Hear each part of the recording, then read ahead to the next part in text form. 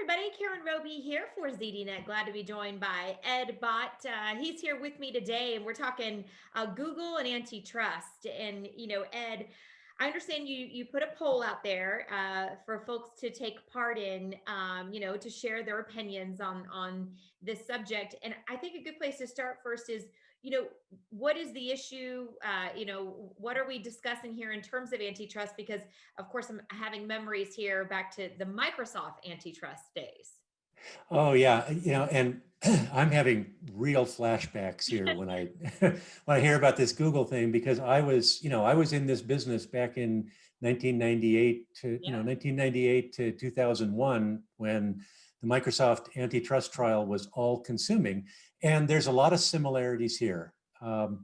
It was the United States Department of Justice, Mhm. along with 11 state attorneys general who brought this antitrust action against Google, and that's very similar to what happened with Microsoft back in the 90s. The allegations are similar also. It's a violation allegedly of the Sherman Antitrust Act, and basically what the DOJ is saying is that Google is abusing its monopoly in search engines uh, by by creating exclusionary agreements and by doing things like with Android devices, for example, anyone who wants to install Android on a handset and then sell it to their customers, if they want access to the Google services and the Google Play Store where their customers can get apps, then they have to agree to make Google search the default.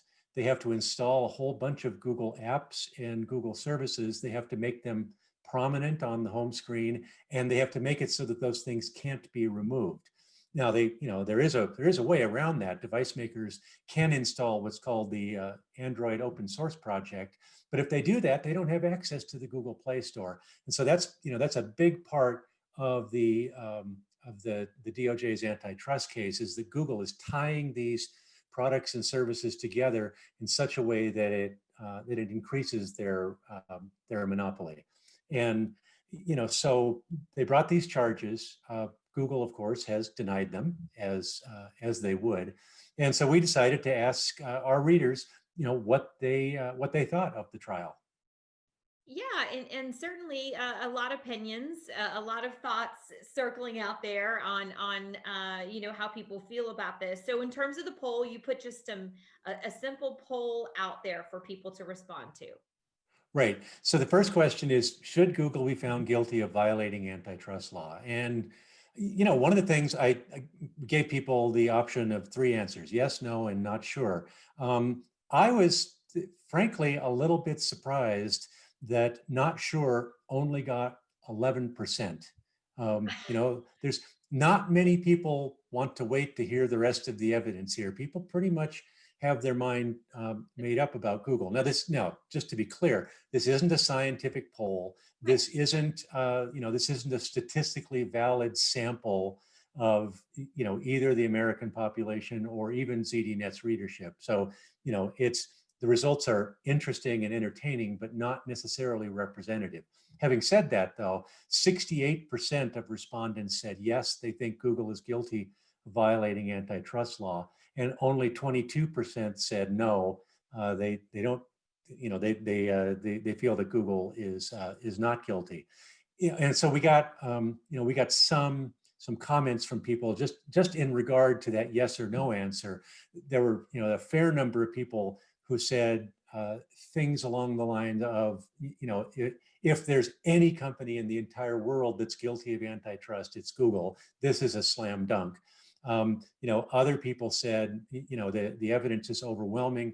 And one person I thought said a really interesting thing, which was, it's the antitrust case against Microsoft turned out to be beneficial to Microsoft in the long run. It made them a better company. And they said, hopefully the same thing will happen to Google. And it's a shame that they gave up on their "don't be evil" mantra long ago. Now, on the flip side of that, the people who were saying no basically had three reasons for saying that. Number one, they said Google's success is tied to their innovation, their skill in building a product that people want to use. And even some people who are are troubled by Google's competitive actions still said Google search is the best for me, it works for me, and so they like the product there.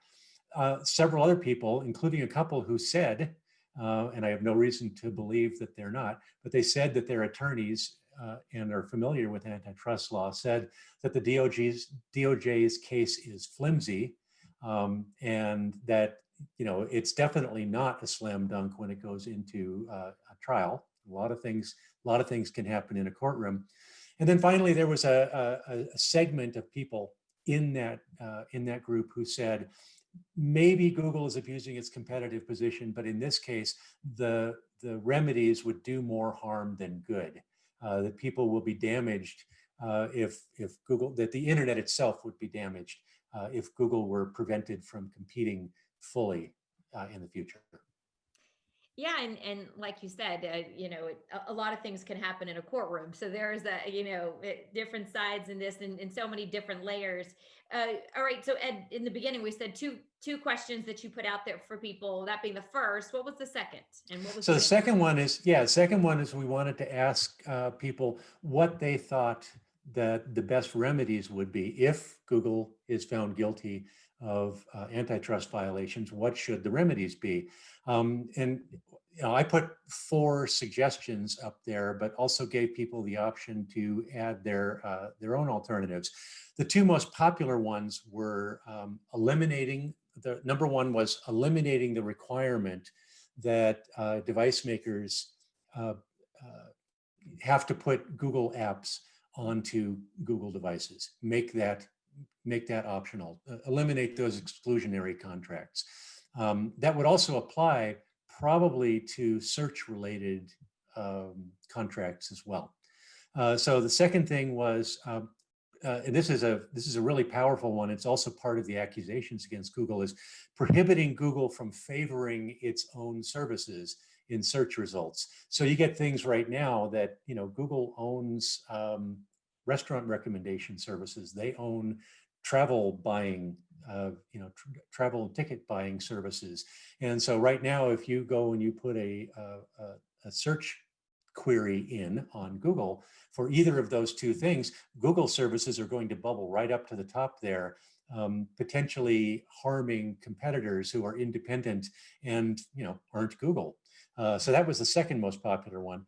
The third one was to break up Google in some way or another. Now that was the original remedy that the judge back in the year 2000 imposed after finding Microsoft guilty of antitrust violations. And an appeals court said, sorry, you've gone a little too far with this one. You can't break up Microsoft. So they came up with some different things there. But people would like to see the Android operating system spun off, or maybe YouTube spun off, or Google, just broken up into different companies that then have to compete separately in the marketplace. And then finally, there was the option to open source the Google search index, which is sort of an interesting one. Somebody had suggested that to me, and when I thought about it, it actually is kind of a brilliant solution, because the competitive advantage that Google has right now is that they are the only ones who can build the kind of search index that they have.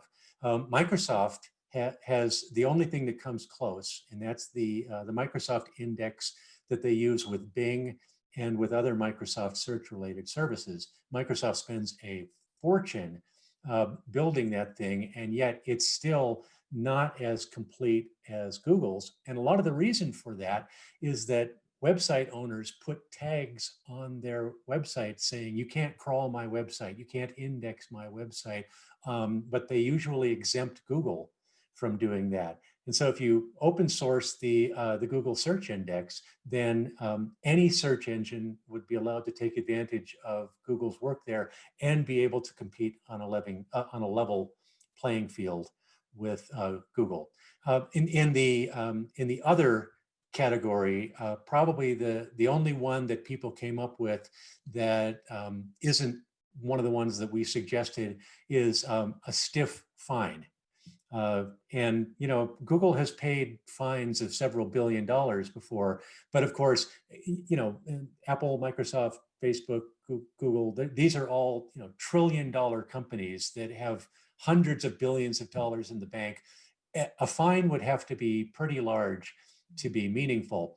There was one respondent who suggested that $1,000 paid directly to every Google customer would be a good fine. And I sort of did the math on that, and it comes up to somewhere around $5 trillion, which I guess that would be a substantial fine. Yeah, that would be something, all right. And then everybody gets benefits from that, right on the other end of it, with $1,000. Well, it's always interesting too to hear people's remarks and see how they respond to the direct questioning there. But you also opened it up for comments as well, for people just kind of free for all, give their thoughts on it. What was the general feeling there? What did you hear?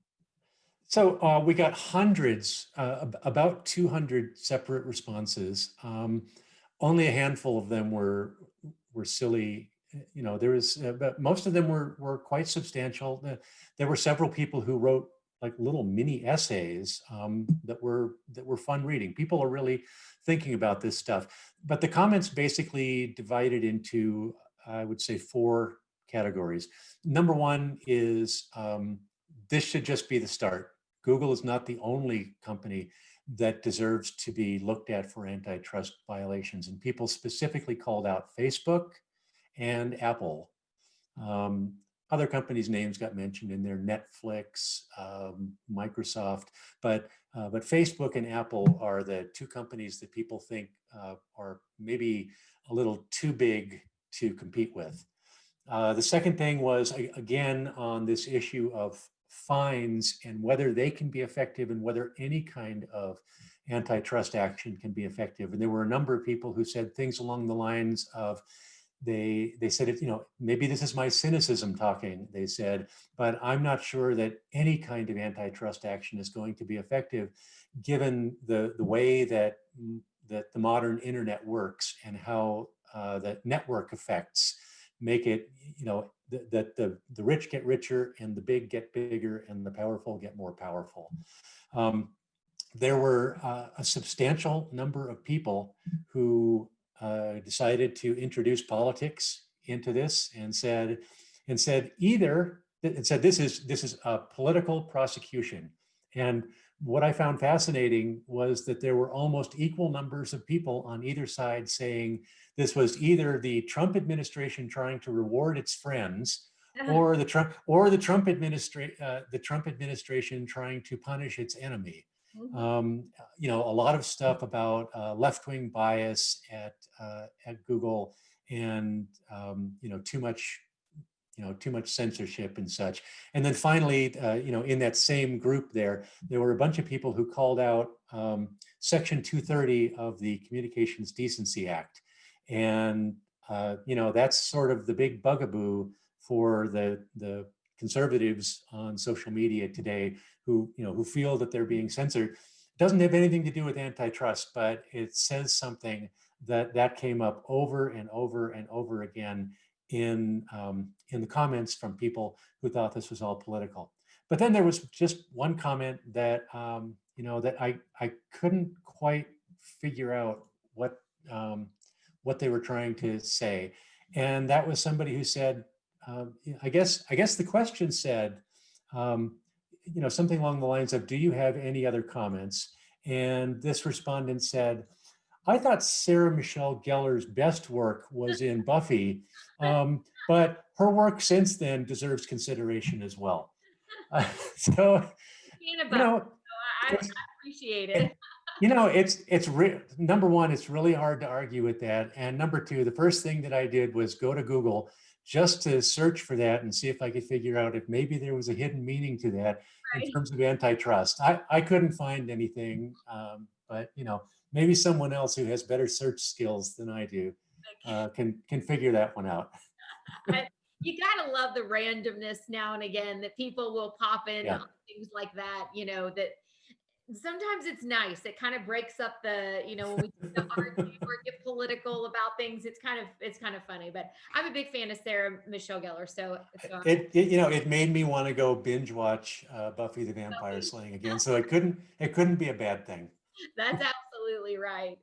All right. Well, again, a lot to come on this, Ed, and no doubt we will be talking about it further and have much more on ZDNet, as it pertains to Google and antitrust. So we certainly hope all of you will check out Ed's full article and his poll there, and you can leave your comments on ZDNet. And we appreciate you watching us here today.